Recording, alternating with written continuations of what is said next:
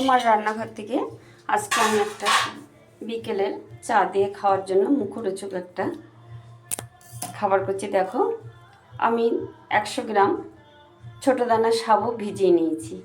বেশ 2-3 ঘন্টা আগে আমি ভিজিয়ে দিয়েছি। দেখো এরকম ভিজে গেছে, বেশ সুন্দর ভিজে গেছে।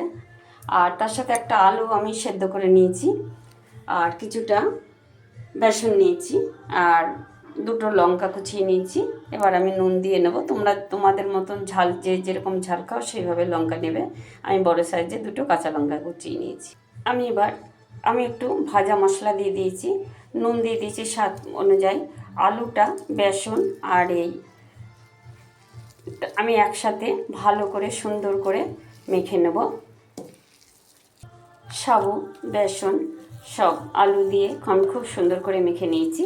এবার আমি হাতের একটু গোল গোল করে নিয়ে চ্যাপটা করে আমি ভেজে নেব। এটা যে কোনো উপোসের দিন খাওয়া যায়, একাদশীর দিনও খাওয়া যায়, কোনো অসুবিধা হয় না। আমি কড়াইতে তেল বসিয়ে দিয়েছি, তেলটা আমার গরম হয়ে গেছে। এবার এক এক করে ছেড়ে দেব।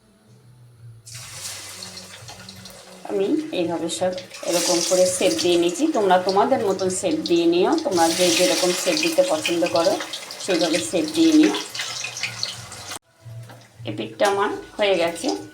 আমি গ্যাসটা কমিয়ে ভাজছি, তাতে ভিতরটা খুব সুন্দর হয়ে বেশ মচমচে হবে।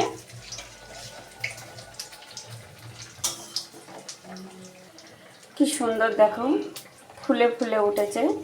এই খুব শক্ত হবে না, কিন্তু খেতে খুব ভালো হবে, ভিতরটা নরম থাকবে। তোমরা এরকম একবার করে খেয়ে দেখো, আশা করি খুব ভালো লাগবে। দেখো কত সুন্দর হয়েছে, দেখতে দারুণ লাগছে। তোমাদের রেসিপিটি কেমন লাগলো তোমরা অবশ্যই আমাকে কমেন্ট করবে, অবশ্যই কমেন্ট করবে। তোমাদের বারবার বলছি, দেখো খুব সুন্দর হয়েছে, খেতেও দারুণ হয়। তোমরা একবার করে অন্তত খেয়ে দেখো।